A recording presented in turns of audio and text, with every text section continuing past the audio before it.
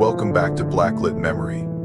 Tonight, we follow the long haul through Appalachia, where engines stall in fog, rest stops rot under moss, and something walks the ridgeline after dark.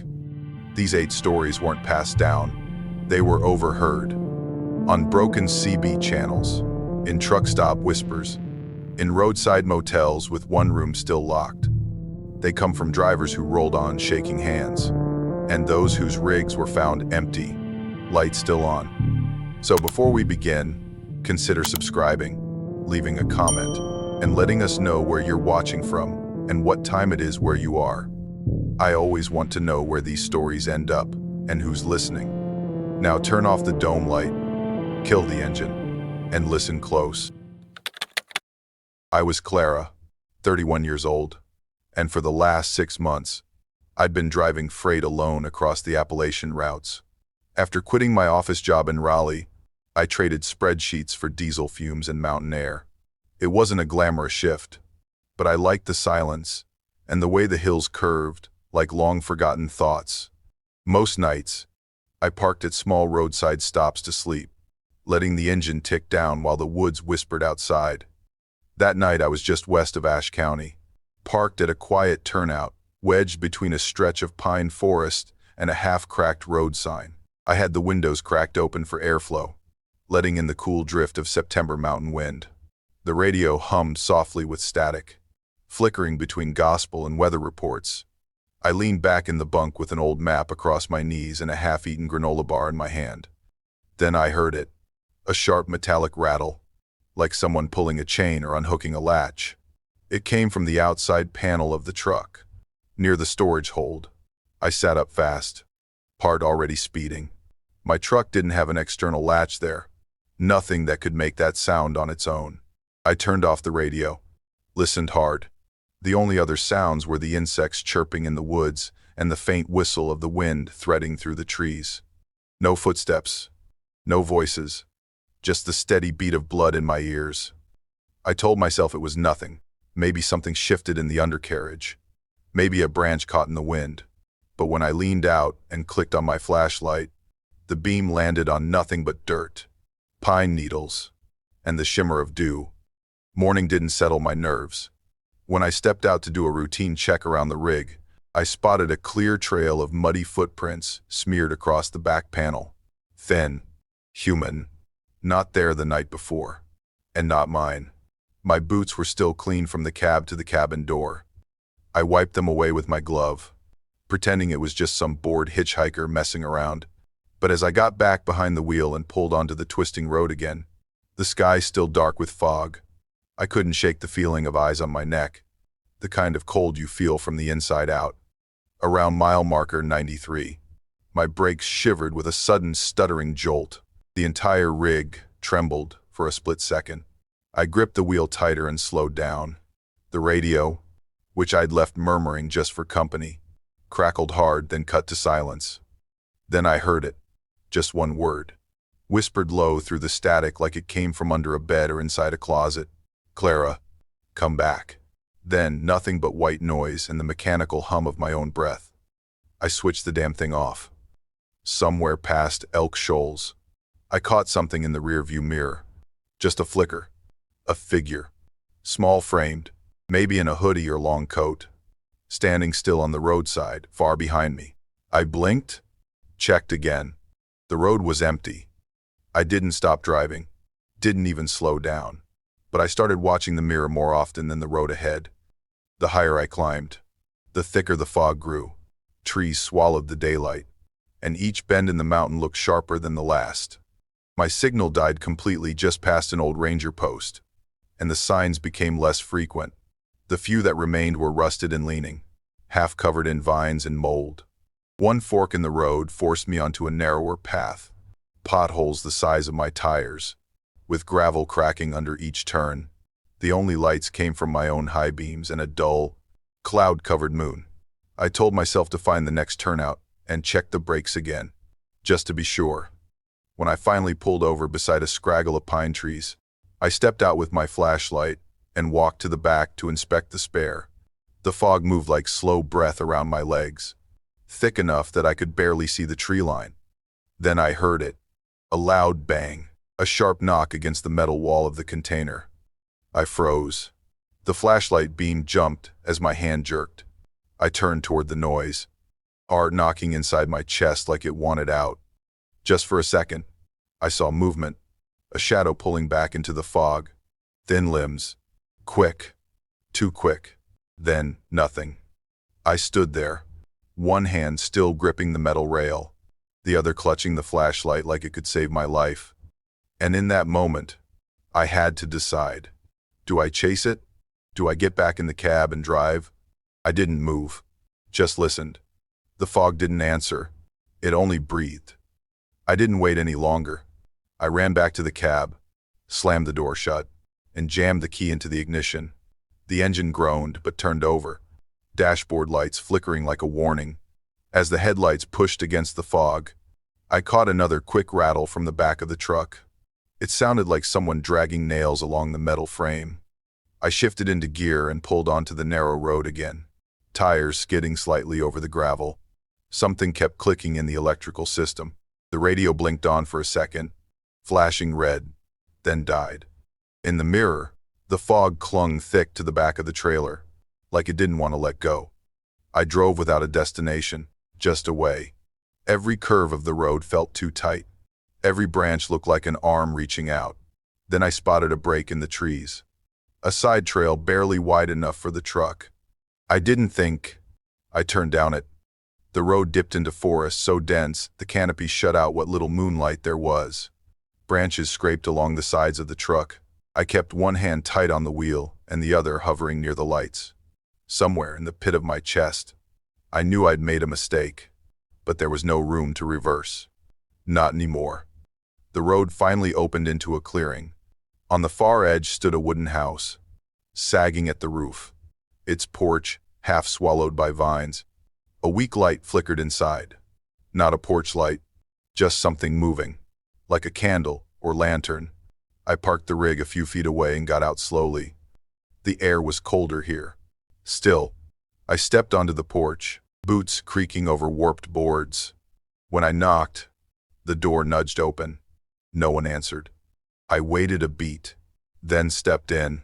Inside smelled of dust and rain. A few chairs, a broken table, a rusted radio humming with static. No signs of recent life. But the candle flickering in the corner hadn't burned itself yet.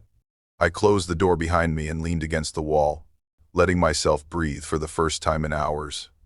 I used the sink to splash water on my face. It ran weak and cold, but it was enough to steady me. I thought, maybe I'd sleep for a couple of hours, then head out at first light. That's what I told myself. Somewhere deep in the night, I woke up. Footsteps. Soft. Measured. On the wooden floor. I didn't move. I just listened.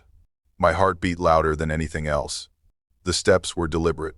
Too slow for someone unsure. Too quiet for someone big. Then the front door creaked. Not a knock. Not a gust of wind. Just that slow, steady pull as it opened inward. I grabbed the flashlight and flicked it on. The beam jittered across the room. The door was open maybe 4 inches. Just wide enough for me to see the edge of a hand. It was pale, thin, fingers too long. The nails scraped lightly against the wood, just tracing lines into the frame like it was writing something only it could read. I whisper, "Who's there?" The hand doesn't stop. I step closer, slowly, flashlight held high. My breath is caught behind my teeth. Then the flashlight slips. It hits the floor with a crack, spinning, throwing wild shadows across the room. I drop to grab it, and something grabs me. Fingers, cold and sudden, clutch the back of my jacket. They yank hard. I stumble back, slam into the door frame. Pain spikes down my arm. I twist free, kicking backward, and bolt out the door. I don't stop. I don't turn around. I leap off the porch and crash through the underbrush back to the truck. The cab door's already unlocked. I throw myself inside, slam the door, and start the engine. Headlights flare on. For a second, just a second, I see someone at the tree line. Thin, still, watching, then they vanish. I don't remember the turns I took, just the blur of trees and gravel as I tore out of there. Dawn didn't break. It just leaked in, slow and colorless. When I hit pavement again, I nearly cried. The next rest stop I found. I parked under bright floodlights and stayed in the cab until full daylight. Later, when I checked the back of the truck, I saw faint prints again, not in mud this time, just streaks on the dusted metal, like something had been pressed against it, clinging, following, and when I finally made it to the next city, somewhere near Roanoke, I glanced in the rear view as I pulled off the highway.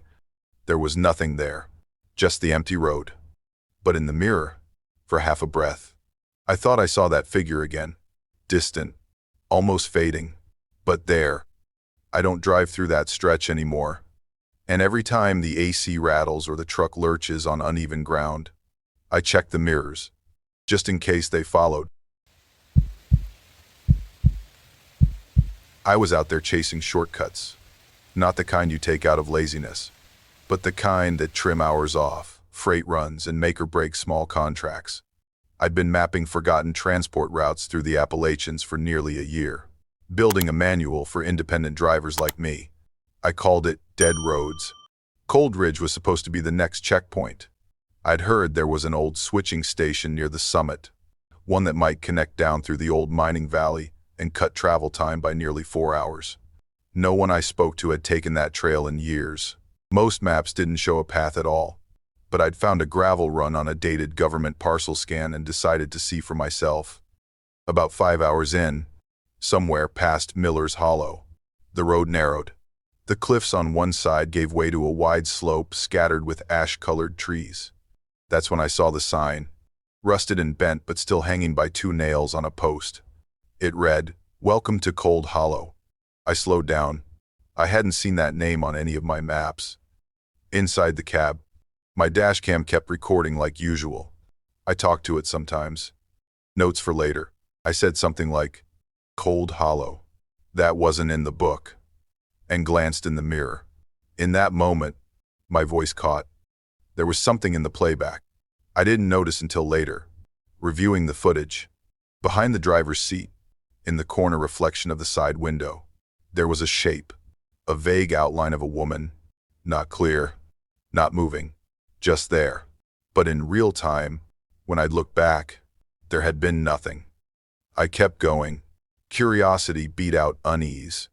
I told myself it was some glitch in the lens, a shadow, but my grip on the wheel tightened. The road dipped again, and I came around a bend to find a faded stop station nestled between a gnarled patch of trees. The roof had partly collapsed, and the windows were dusted with pine needles. I parked and got out to take photos. The door to the waiting area creaked open with a shove, and I stepped inside, the flashlight casting long shadows across the chipped floor tiles. There wasn't much. A row of benches, a cracked mirror. On one wall, though, down low, where the paneling had peeled, I spotted something strange. A symbol, a spiral scratched into the surface, with 3 slashes through the center.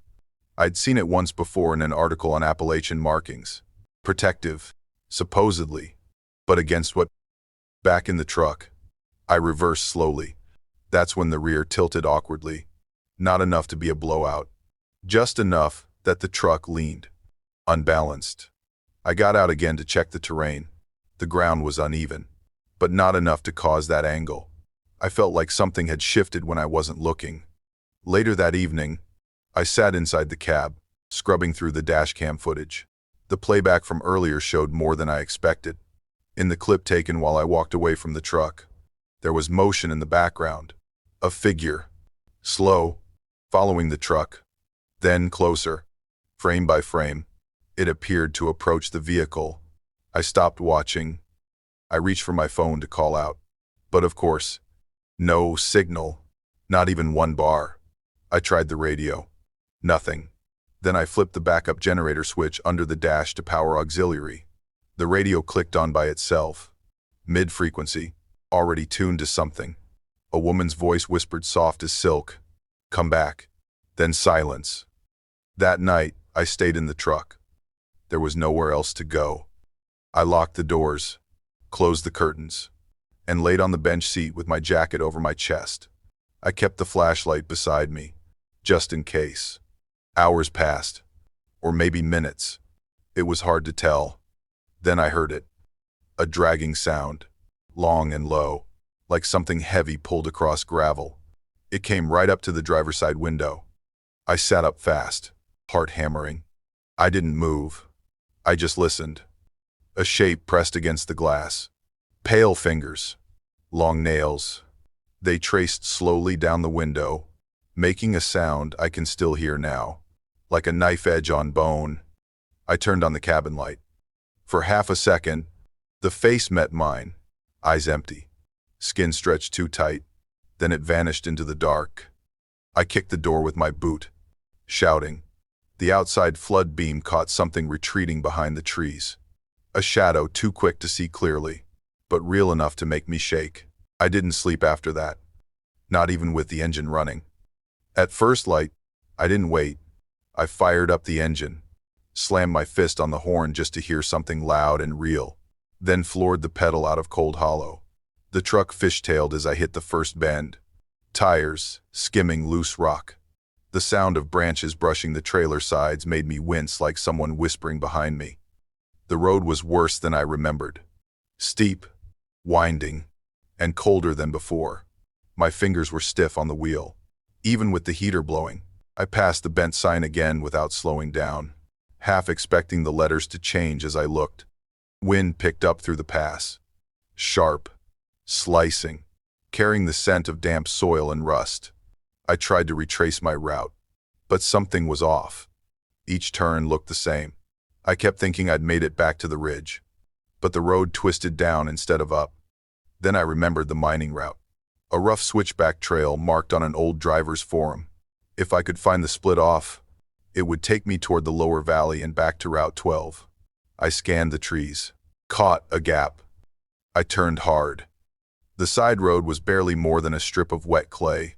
The front wheels sank in first, and the back followed with a groan. I had to shift into low gear, rocking the truck inch by inch over the slope. At one point, I climbed out to clear a fallen branch, every second outside the cab, making my neck crawl. Mud coated my boots. Every squelching step sounded too loud. I kept glancing into the trees, expecting to see something just standing there, still and wrong. But the forest didn't move. It just breathed. Eventually, I saw it. A small cabin near the creek. Not on any map I had. Just there, half tucked behind spruce and stone. It looked like an old surveyor's rest stop. One window cracked, door hanging slightly open. I parked under the lean of two pines and got out, dragging my bag with me. Inside was better than I expected. A bench, a stove too rusted to use, a shelf with empty tin cans. A lantern sat on the table, wick dry but intact. I struck a match and lit it. The flame held steady. For a moment, I let myself believe I was okay. I locked the door behind me, slid the bolt, and leaned against the far wall with a long exhale. The silence felt solid. I took off my boots, rubbed my face, and told myself I'd head back out once the sun rose again. But the forest wasn't finished. Sometime after midnight, I woke to a sound that didn't belong. A voice, faint, raspy. One word, maybe two. I couldn't make it out. Not at first. Then it came again. Mission. I sat up fast. The lantern flickered. The voice had come from just outside the porch. Too close. I grabbed the lantern and held it up. The glass trembled in my grip. I stepped toward the door but didn't touch it. Instead, I peeked through the warped edge of the wood slats. There was someone standing just beyond the railing. Then, still, head tilted slightly, as if listening. My chest tightened. I stepped back. The lantern slipped from my hand. It hits the floor. The oil spills. The flame catches.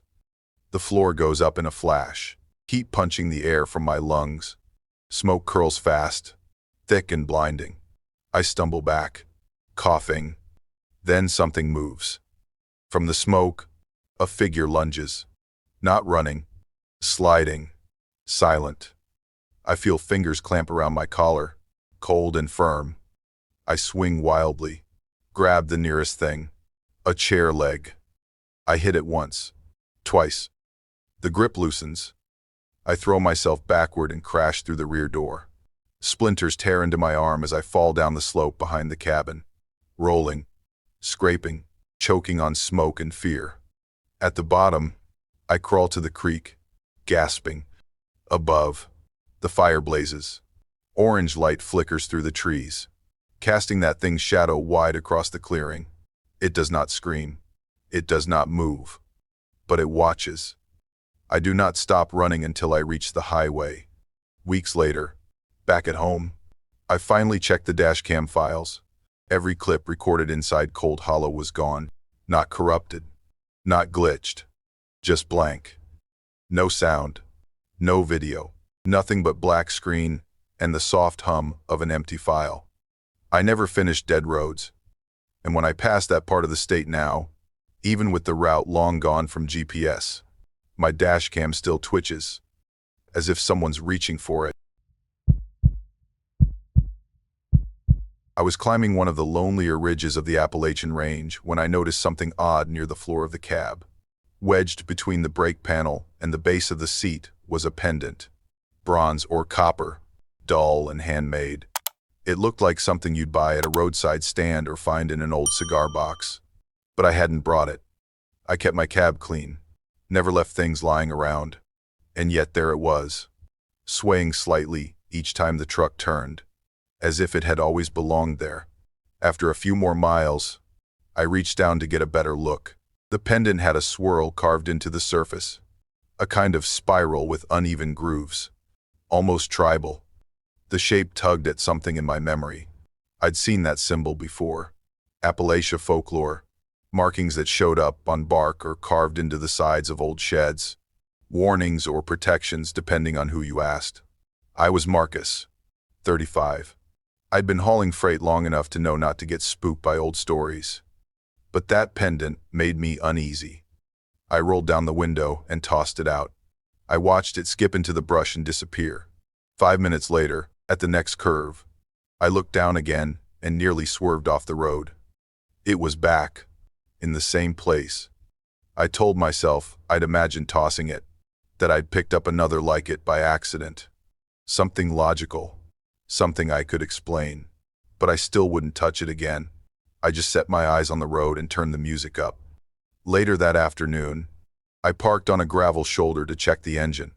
A rattle had started somewhere beneath the hood. When I climbed back into the cab, the pendant was gone. Just gone. For a second, I felt relief. Then I walked around to inspect the trailer. On the metal siding near the back latch, a swirl-shaped scratch marked the surface. Same symbol. It wasn't fresh, just old enough to blend in with the weathered paint. But I hadn't seen it this morning. The sun dropped faster than I liked. Fog rolled in and clung to the corners of my windshield like frost. I kept my hands tight on the wheel, eyes on the rearview mirror. That was when I saw it again. The pendant, hovering just behind the trailer. Not resting, floating. It turned slowly in place, the swirl side facing me. I stared, not blinking, then checked the back again through the side mirror. Nothing. I checked the trailer door latch with the backup camera. Still, nothing. But when I looked into the rear view once more, there it was, just a little closer than before. The road narrowed, and the fog got thicker. I didn't dare stop, not unless the truck gave me no other choice.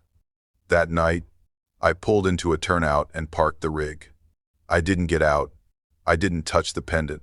I just lay back on the bunk behind the seats, wrapped a jacket over my chest, and tried to convince myself that sleep was still possible. At some point after midnight, I woke up with a start. A soft jingling sound was right next to my ear. I turned my head and saw it, the pendant, resting in my open palm like it had always been there. I bolted upright. My heart thudded hard against my ribs. I'd locked the doors. I'd put the damn thing outside. I had no explanation. Then I heard it. A low groan. Metal on metal. the sound of a door giving way. The rear trailer door creaked open. I froze, breath locked in my chest. I reached for the flashlight, my fingers shaking. Through the rear window, I saw movement, a shape just outside, brushing past the edge of the open container door. Tall, thin, silent, and still there. I did not wait to see if it would climb inside. I grabbed the keys, turned the ignition, and slammed the headlights on. The beams cut through fog and shadow, catching nothing but trees and drifting mist. I shifted into gear and punched the gas, sending gravel spinning behind me. The trailer door slammed shut as the truck jerked forward.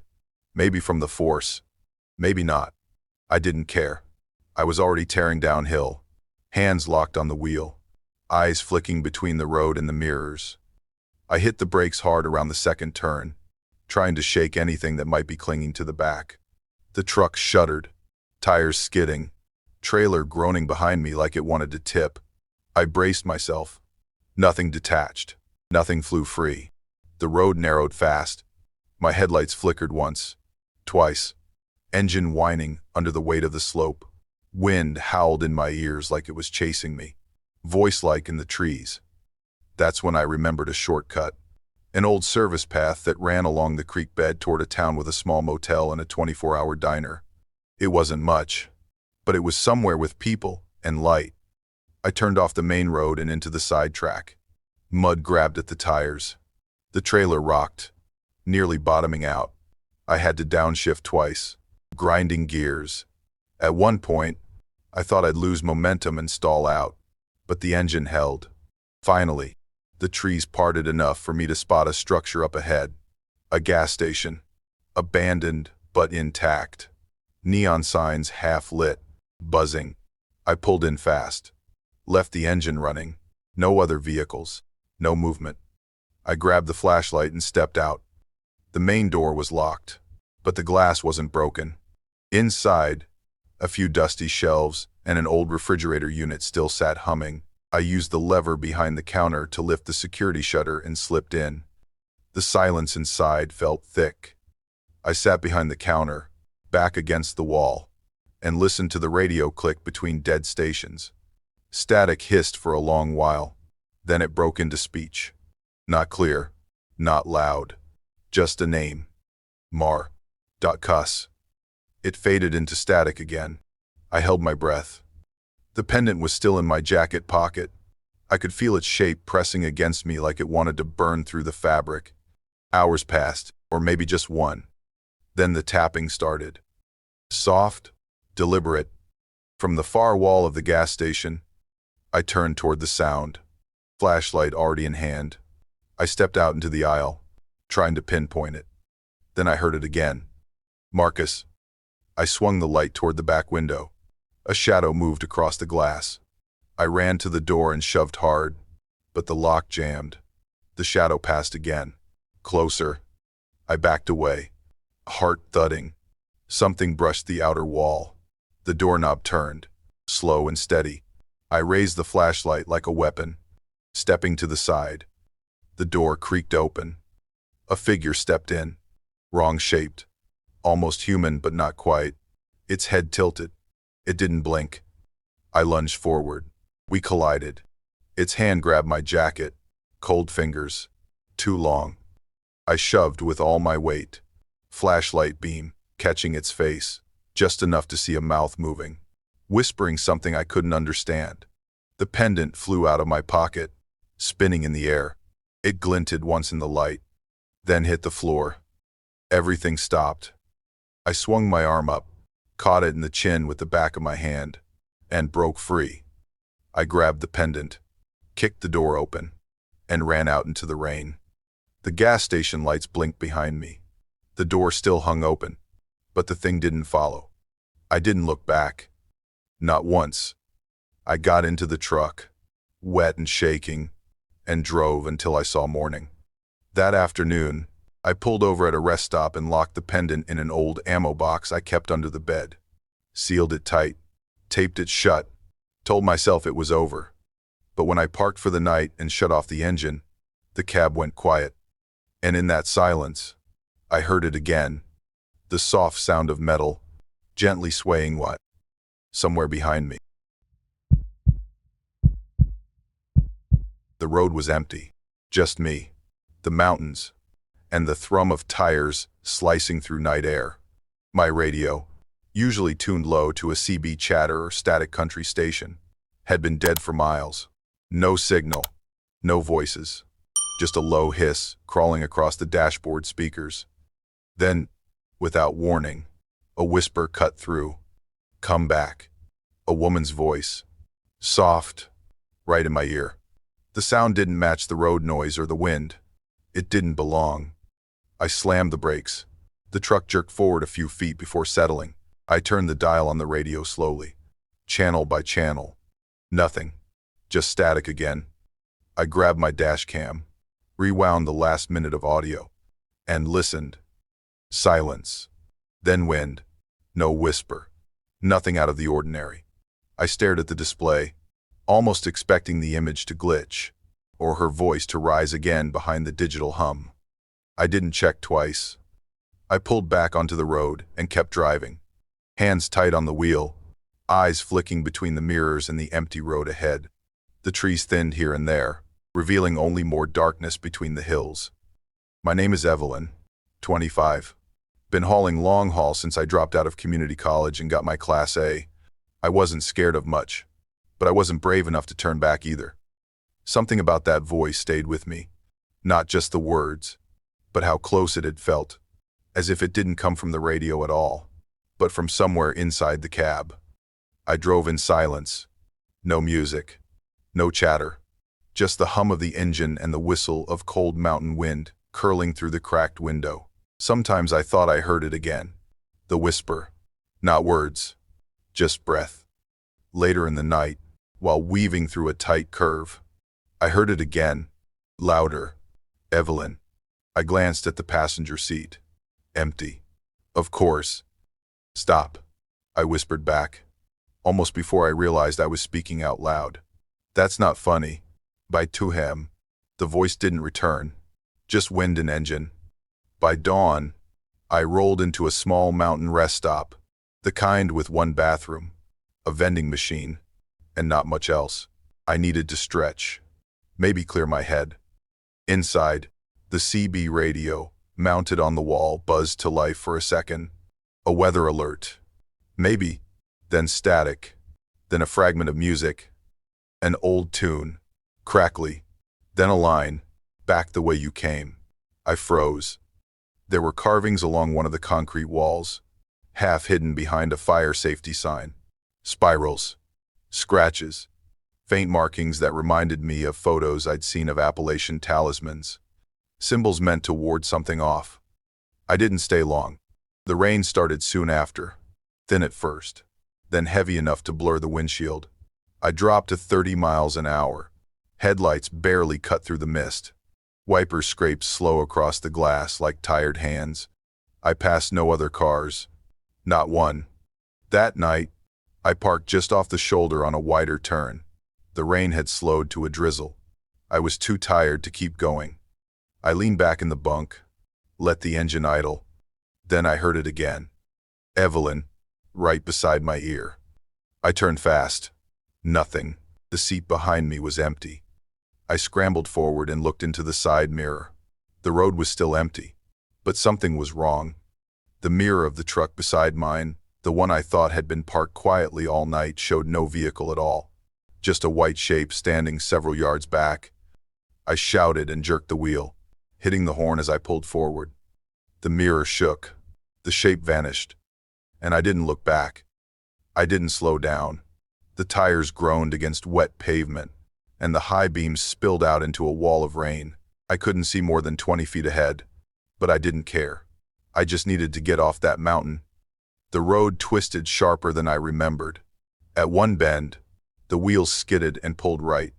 I gripped the wheel tight and tapped the brakes, trying not to overcorrect. The truck fishtailed slightly, but it held. Then the lights flickered. Not all at once, just a slow pulse, like the electricity inside the cab had to push itself forward. The dashboard dimmed, then came back. I looked out the side window and saw something move between the trees. A flicker of white, just enough to set my pulse racing. I passed a rusted sign half covered in ivy. Couldn't read it. Could barely keep my eyes on the road. But something told me I was near a service path I had marked weeks ago. I swung the wheel and took a hard right. The road narrowed fast. Weeds cracked through old concrete. One more turn and I saw an old auto shop, hunched beside the slope. No lights inside, but the walls still stood. It would do. I parked close, left the engine running, then stepped out with the flashlight. The rain had softened to mist. The air smelled like old oil and moss. I found the side door slightly open and pushed my way inside. The room was stale and cold. To my right was a truck, long dead. Rust ate through the corners.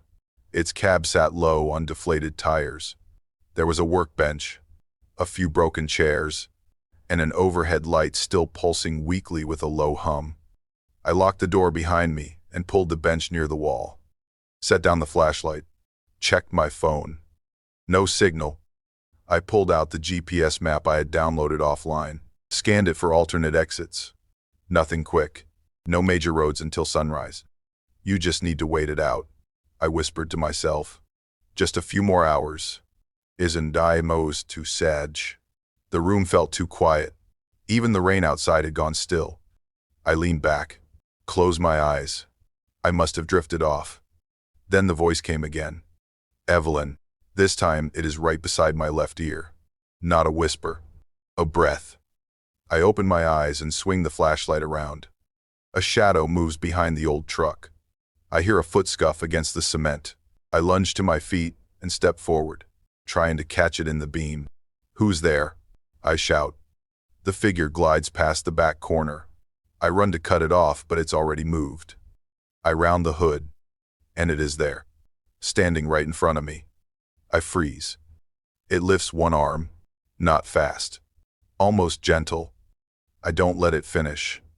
I grab the edge of the truck door, swing it open hard, and catch the thing in the shoulder. It stumbles back. I raise my arm and drive my elbow into its face. It doesn't fall, but it hesitates. I sprint for the front entrance, boots echoing against the cement floor. I reach the door, yank it open, and don't look back. Rain hits my face. The truck is still idling, engine humming like a lifeline. I jump inside and slam the door. I do not stop driving until full morning light spills over the mountain pass. That was 3 weeks ago. I'm back on my usual routes now. The cab is clean. Radio works fine. But I haven't turned on the CB since. Sometimes, when the night is especially still, I think I hear it trying to come through the static. Just the breath. Not words. Not yet. But I know what I heard. And I'm never going back to check. I stopped at an old rest pull-off just past mile marker 217. The kind of place nobody really uses anymore. No lights. No vending machines. Just a cracked parking pad and a wooden outhouse leaning into the fog. Inside the bathroom stall, carved into the back wall, were 5 words. Do not turn back. Ever. And this was like, the grooves were shallow but faded, like whoever carved it had pressed hard with a dull blade. I ran my fingers along the letters, and I wish I hadn't. Something about the way the wood dipped under each word made my stomach twist. Name's Jonah, 38. Been hauling freight since I was 21, mostly up through the Appalachians and back down to Tennessee. I'd seen some strange stuff, yeah, but nothing that stuck with me longer than a night's sleep and a cup of gas station coffee. That writing, though, that stayed in my head. I took a photo of the wall with my phone, then stepped back outside. The trees were quiet, the kind of quiet where even the wind seems to get lost. I shook it off and got back in the cab, started up, and rolled on toward the deeper mountain routes. It was maybe another 30 miles in when I saw it again. Not the exact words, but close. At a gravel turnout near a defunct ranger station, there was an old signboard, wood peeling off in curls. Scratched just beneath the old map of the gorge was another warning. Do not look back. Ever.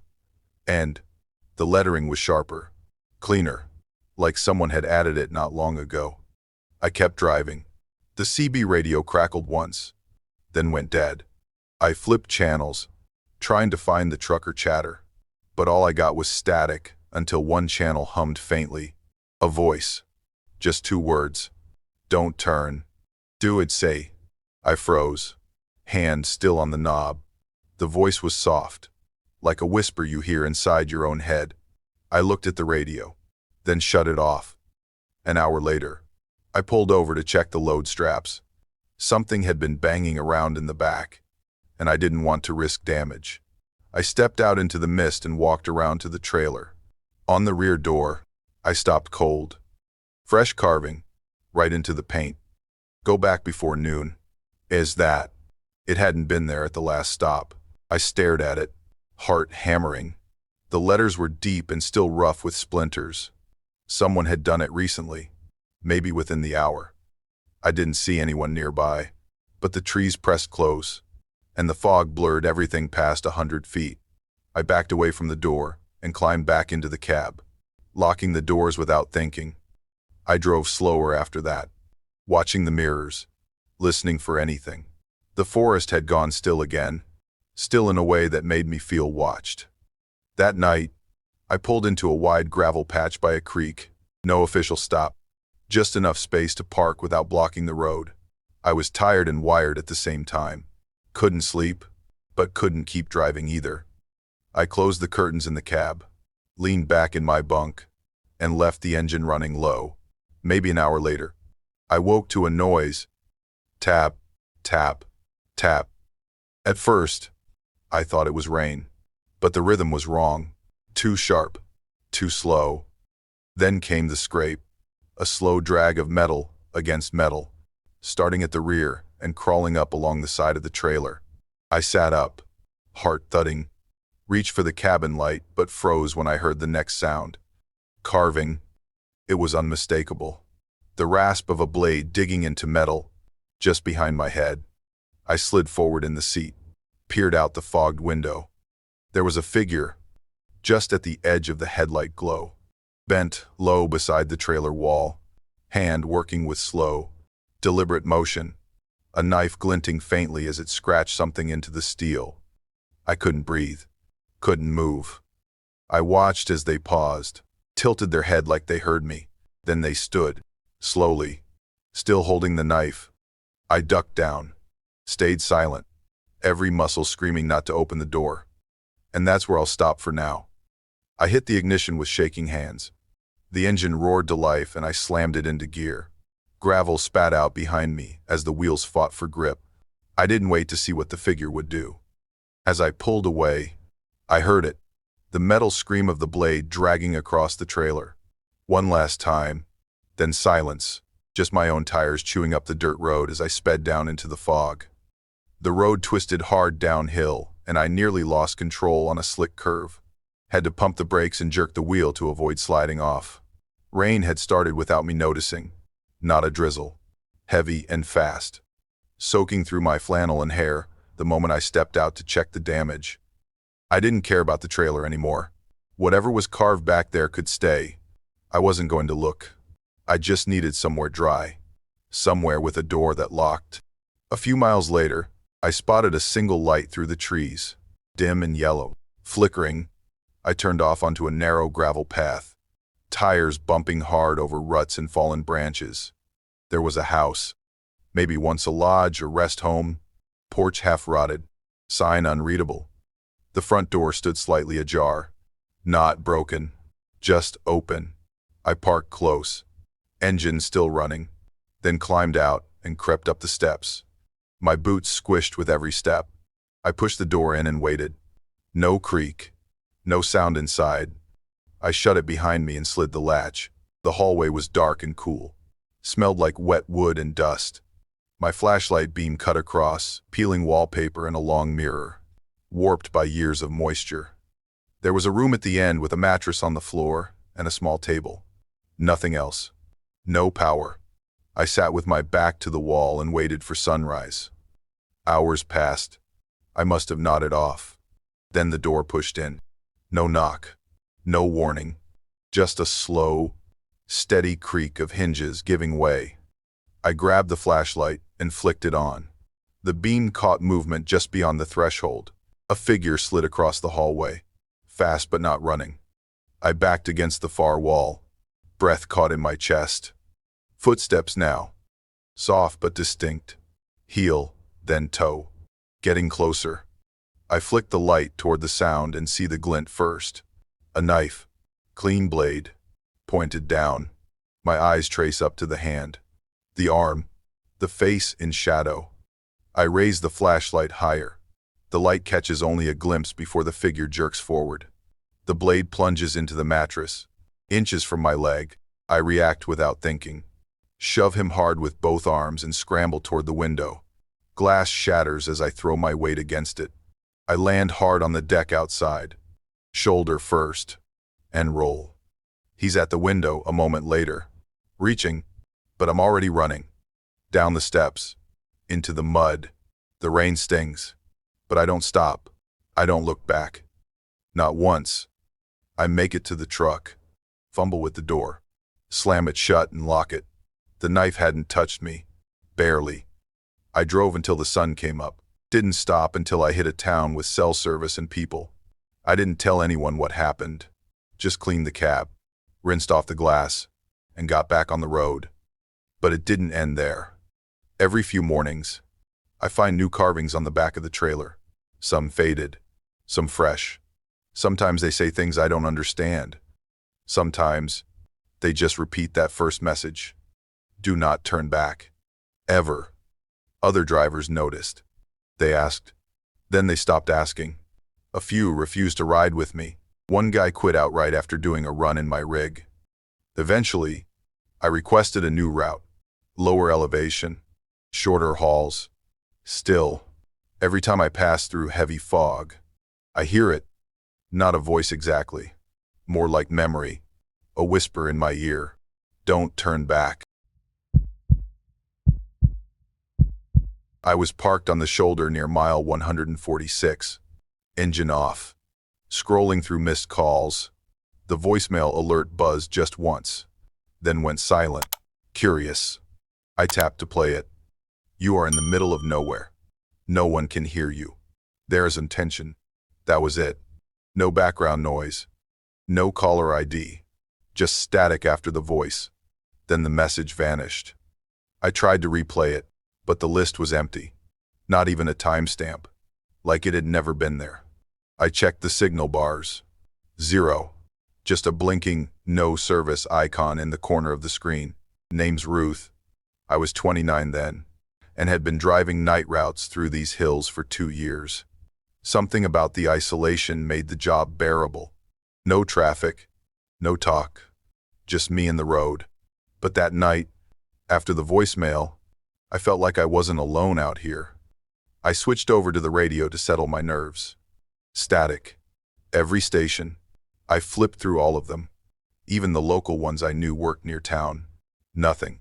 Just that low, rolling hiss, like something was almost there, just under the noise. I turned the radio off and sat for a moment. Engine humming low.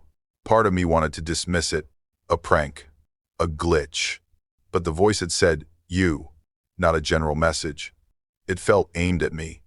I got back on the road. Headlights slicing through the trees. The pavement slick from earlier rain. My hands kept tensing on the wheel, waiting for something to show up in the beams. Nothing did. Not yet. It was past midnight when the radio kicked back on by itself. Full volume. Sharp burst of static. Then a voice. Pull over. Is what I read. Then silence. I nearly swerved into the ditch. My hand shook as I reached to shut the whole unit down, but it was already off. The screen dark, as if it had never come on. At the next rest stop, I pulled in under the edge of a flickering street lamp. No other trucks, no signs of life. I stepped down and walked into the small building, hoping to use the bathroom and clear my head. Inside, the air was damp, smelled like old wires and wet paper. One of the wall monitors, the kind that used to show mileage and weather, flickered to life. No menu, no welcome screen, just grainy black and white footage from a security cam. My truck. The back of the cab. A dark figure stood just behind it. I turned around, heart hammering. Looked out the glass door toward the lot. Nothing there. I stared for a full 30 seconds before glancing back at the screen. It had changed. Now the camera was offline. Back in the cab. I locked the doors. Rain started again. Light, at first. Then a sudden gust slammed it into the windshield like a wave. Wipers screeched against the glass. I slowed down, watching for deer or downed limbs. I kept checking the mirrors. Every few seconds. By the time I reached the old garage just off a fork in the road, I was ready to stop. Not because I was tired, but because I couldn't shake the feeling that I was being followed. I rolled inside, engine idling low. It was an old structure, probably once used for repairs back in the 70s. Now just a hollow shell. Then the radio clicked on again. Ruth.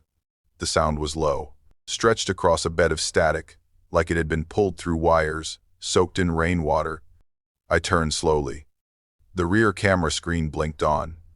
There, a figure in a dark raincoat, standing perfectly still behind my cab. I threw the door open, heart pounding, but the lot was empty. Wind slapped the door from my hand and rain blew sideways across the gravel. The figure was gone, and that's where I'll pause. I slammed the door and turned the key. The engine caught and I floored it.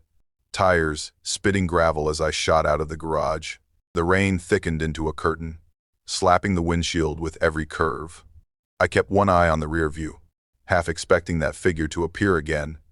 The highway was too far. I'd taken a back route thinking it would shave 20 minutes off the haul, but now I was boxed in. The main road was blocked by a jackknife semi, according to the scanner earlier. Only way out was through the forest cut road, barely paved, always slick when wet. I turned onto it anyway. Better to risk the mud and fallen limbs than stay another second near that garage. My hands gripped the wheel tight, and I leaned forward, squinting through the glass as mist crawled up from the road surface. I tried calling dispatch. Nothing. The screen stayed frozen on searching. Not even enough signal to send a message. I tried the CB, but only static came through. Like before. The trees pressed close on either side, branches reaching down low enough to scrape the top of the cab. At one point, I had to slow almost to a crawl to avoid sliding into a ditch. The road was more swamp than gravel now. That's when I saw the red light. A single bulb, faint, pulsing behind the trees. I followed it to what looked like a forgotten ranger station or outpost. The windows were boarded up, but the front door was cracked. The light came from an old emergency beacon mounted above the entry. I pulled in tight, left the engine running, and grabbed my flashlight. Inside was cold, still. My boots echoed as I stepped over damp leaves scattered across the floor. I shut the door behind me and locked it. There was a control desk near the back wall with a dusty two-way radio and a tangle of old wires. A printed log sheet from years ago still sat under a cracked plastic cover. I flicked the radio on. Static. I adjusted the dials. Static. For a moment, I thought maybe the batteries were long dead, but then the tone changed. Not voice, not music, something in between, like breathing. I backed away and sat down on an overturned crate. I figured I'd wait out the worst of the storm, then get back to the rig and keep moving. But the flashlight began to flicker. First, a pulse, then a full blackout. I smacked the casing. Light came back for half a second, then gone again. That is when I hear it. You're not alone. We are different. The voice is right behind me. I spin and shine the light. Nothing, but I can feel it. A presence in the room, not just near me. Moving, watching. I step into the hallway, heart hammering, and the light catches a shape, a flash of a face. Rain-soaked hood, eyes fixed on mine. I raise the light, and the figure darts around the corner. I chase, without thinking, bare feet slapping against the damp floor. He rounds the next turn, and I sprint after him, cornering hard. He stops, face lit and full, pale, soaked, no expression. Then he lunges. His hand grabs my collar, pulling me hard enough to choke. I scream and swing, first with my fist, then with the edge of the flashlight. He stumbles, and I break free. I don't look back. Not once. I crash through the front door and into the storm. Rain hits me like cold bullets as I run for the truck. I fumble the keys, slam the door, lock it. He doesn't follow. Or if he does, he's swallowed by the dark. By the time I reach the main road again, my hands are still shaking. I never told dispatch what happened, but I never turned the radio on again either. Not once. Even the faintest static now makes my heart skip. Some of the others say it's just interference. Signal ghosts. But I know.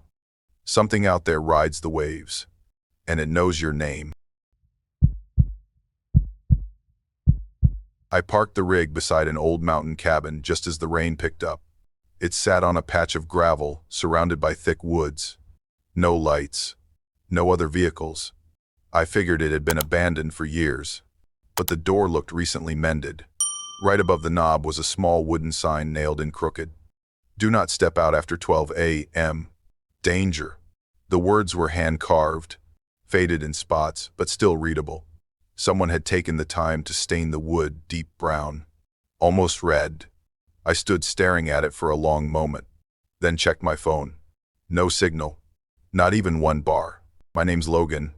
I was 32 that year, running solo loads through the Appalachians, usually overnight hauls. I never liked stopping at these backwoods cabins, but the weather had turned sharp, wind cutting through the trees, thunder in the distance. I didn't want to be on that ridge road when it got worse. I pushed the door open, stepped inside, and clicked on my flashlight. The air inside smelled like dry mold and old smoke. Floorboards groaned under my boots. A single chair sat by the window, and what looked like a wood stove in the far corner. I locked the door behind me, both latches. Then I found a flat spot for my gear and set down my duffel. The flashlight beam caught an old clock on the wall, battery-powered, still ticking. It read 9:46 p.m. I tried to rest, made some tea on my little camp stove and leaned against the wall, coat still on. Outside, the wind kept pressing against the cabin like it wanted in. The rafters creaked and popped.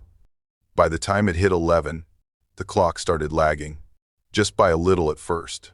I checked my watch and noticed the mismatch. Then the flashlight flickered. I shook it and tapped the side, but it kept dimming every few seconds. I thought I heard footsteps then. Light, measured. I stood up slow, listening. It came from the back of the cabin, beyond the stove, where the trees pushed in close. I moved to the side window and peered out into the black. Nothing but woods. Still, something didn't sit right. I pulled out the map I kept in the rig, backup for when GPS failed. The route I took had marked this cabin as part of an old trail station, not used since the 60s. Most drivers avoided this stretch unless they had no choice. Near midnight, the wind shifted, no longer just loud. It carried a tone, not quite a voice, more like a whisper threading through the trees. Then I heard it. Past the hour now. I spun around, heart knocking. My back hit the wall. The flashlight dimmed, then flared. The clock clicked over to 12:05. That's when the back door creaked open. I raised the light. The beam caught the porch. Then, the steps. A figure stood just beyond the edge of light, shadowy, vague, like mist trying to take shape. It stepped forward, one foot onto the porch, then the next. I couldn't move, couldn't speak. The door slammed shut behind it, and that's where I'll stop. I backed up fast, nearly tripping over my duffel. The figure hadn't said a word. I couldn't hear breathing, couldn't make out a face, just that it had stepped inside. The flashlight barely held its beam. I swung it across the room, expecting to find the shape standing closer, but there was nothing. The door was shut tight again. The room looked empty. I ran to the front, checked the latch. Still locked. I didn't hear footsteps. No movement. It was like the thing had either vanished or never entered at all. But the air felt wrong. Heavy. like a storm waiting to drop. I drew the small folding knife I kept in my toolkit, hands sweating. I held the blade low and listened. Wind howled outside, the kind that didn't rise or fall, just stayed at a pressure high enough to make your ears ache. I circled the room slowly, checking corners, behind the chair, even under the table. Still nothing. For a second, I wondered if my mind had cracked. Long night, bad weather, exhaustion and old signs playing tricks. I sat back down and waited, tried to steady my breathing, though every creak made my nerves tighten. The clock on the wall read 12:10. Then it began again. Tap, tap, tap. From the front door this time. Not a knock. A hit. Something heavier. Fist or palm. Slow. Measured. I raised the flashlight. The beam hit the window next to the door. A shape stood just beyond it. Head bowed. One arm hanging by its side. I froze. The air in the room pulled tight like a held breath. Then it lifted its face. Eyes wide open, staring through the glass. It does not blink. It does not move. It just watches. The flashlight flickers again. I grab my bag and bolt for the door, throw it open, and slam into the night. The figure lunges as I pass. I hear breath. Wet. Broken breath. I run. Branches slash at my arms as I dive off the trail, into the brush. I can hear him behind me. Boots or bare feet, pounding soft earth. He's close. Too close. I pull the knife and twist around as I reach the tree line. He is reaching for me, hand outstretched. I stab, through the air, through the door frame, through anything. A sharp cry, not quite human. He recoils. I slam the door shut and run for the woods, cutting through the brush, lungs heaving. I don't look back. Not once. When the sky finally lightened, I was half a mile down the trail. I crept back to retrieve the rig. The cabin stood silent, doors shut, nothing inside. But the sign had changed. Where it once said, "Do not step out after 12 a.m., it now read, "Do not stay awake." The self. The letters were newer, deeper, carved in red. I did not touch the handle. I did not check inside. I got in the cab. It started the engine, and never took that route again. Mia and I were 3 hours deep into a night haul through the southern mountains. She rode in the passenger seat, arms crossed, eyes locked on the tree line as it slid past outside. She hadn't spoken in over 20 minutes. At first, I thought she was just tired, but then I noticed something odd. She wasn't blinking, just staring, straight out at the dark, pupils wide. I glanced over again, slower this time. Her lips moved a little. No sound. We'd taken this route before. Same shifts, same truck. But tonight felt different, like something was already inside the cab with us. My name is Seth. I'm 35. I've been driving containers since my mid-20s. Mia's a newer addition. 28. Sharp. Calm. She joined our team 3 months back and we clicked fast. Enough to take shared night shifts. But when we pulled into a rest cabin around midnight, she didn't get out right away. Just stood at the edge of the clearing, staring into the woods again. Her shoulders were still, too still, like she was listening for something. "You good?" I asked. She nodded once, said nothing. Inside the cabin, I laid out a sleeping bag on the floor while she lingered by the door. She finally came in 10 minutes later, but didn't say goodnight.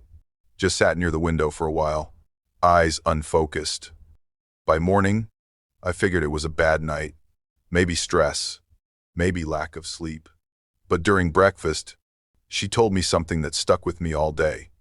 "I heard something call my name last night," she said, "from the woods." In after 7, I tried to brush it off. Told her we were probably just hearing echo from the wind, but she didn't let it go. "I think I'm supposed to go look." "A ways." "No," I said, trying to sound calm. "You're just tired. You should rest. It is a peep odies, and as a clying to tens." But she didn't rest. She stayed alert through the entire morning drive. Sat stiffly. Didn't eat much. Her eyes kept drifting to the windows, like the forest was whispering, just low enough that only she could hear it. That afternoon, we pulled into a small fuel station. One pump. One rusted-out ice machine. No attendant. I stepped out to fuel up and stretch. When I got back, Mia was gone. I called her name. No answer. I circled the truck, checked the restrooms. Nothing. Then I spotted her. She was standing behind the trailer, half concealed in shadow, facing the woods, eyes half-lidded, mouth slightly open, like she was mid-dream. "Mia," I called. She didn't move. I reached out, gently touched her shoulder. She blinked like she was waking up. No explanation. Just walked past me, back into the cab. The rest of that day passed under a silent, growing pressure. Neither of us spoke much. The cab felt colder than usual. The forest kept getting denser, closer. That night, I pulled into a quiet turnout along the ridge to sleep.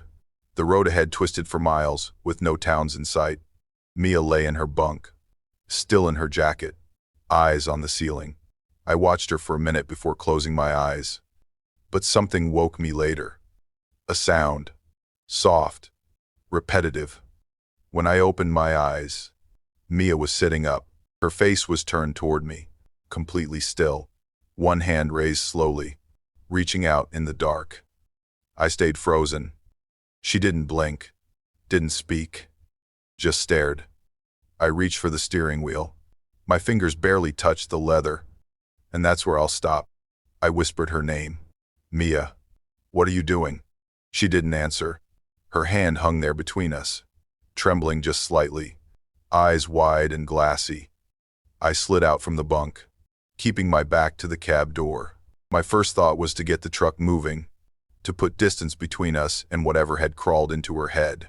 The keys were already in the ignition. I turned them, and the engine came alive.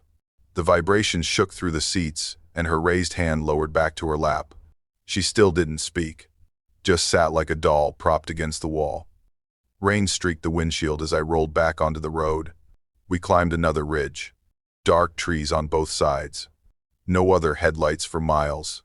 I kept glancing at her. She didn't blink. Didn't seem to breathe much. I tried dispatch. No signal. Tried the CB. Only static. We were alone on that mountain road. Just me, the truck, and a silent partner who didn't look like herself anymore. At the next curve, a figure appeared in the headlights, standing dead center of the lane. I slammed the brakes and the rig skidded sideways, tires screaming. Mia jerked upright and screamed too. A short, high sound that didn't sound like her at all. The figure vanished just as we stopped. Nothing there, just wet pavement and swirling mist. I eased the truck forward again, pulse hammering. I spotted an old rest stop up ahead, its roof sagging and a broken lamp casting faint yellow light. I pulled in, cut the engine, and locked the doors. Mia stayed seated, head bowed now, hands clasped in her lap. I stepped out anyway, flashlight in hand, checking around the trailer. Empty. Nothing but fog and dripping trees. I told myself maybe she had imagined it. Maybe I had too. For the first time, the quiet felt like relief. I got back in the cab and sat across from her. "We'll stay here until daylight," I said. She didn't look up, just whispered something I couldn't catch. Hours passed. I must have drifted. Then a new sound woke me. A wet scraping from behind the trailer. I grabbed the flashlight and opened the door. "Mia," I called. She wasn't in the cab anymore. Panic flared. I circled the truck, beam cutting through fog. "Mia." This YM. Something moved at the back corner. A shadow peeled itself from the mist and lunged. Cold arms clamped around my neck from behind. I stagger forward, choking. The smell of wet leaves and something metallic filled my nose. I twist. My hand finds the flashlight and I swing it back hard. The beam hits a face. Pale. Familiar. Mia. But not Mia. Her eyes empty. Her expression blank. Arms like iron as she drags me back. I wrench free, shoving hard. She stumbles, but another shape seems to rise out of her. Darker, taller, reaching for me again. I dive sideways, slam against the truck's steps, and swing the flashlight like a club. It connects. A hiss, almost like air rushing from a punctured tire. The grip loosens. I run, into the fog, past the edge of the lot. My lungs burn, my legs numb. Behind me, a voice calls, low, not quite hers. Seth. I don't turn, not once.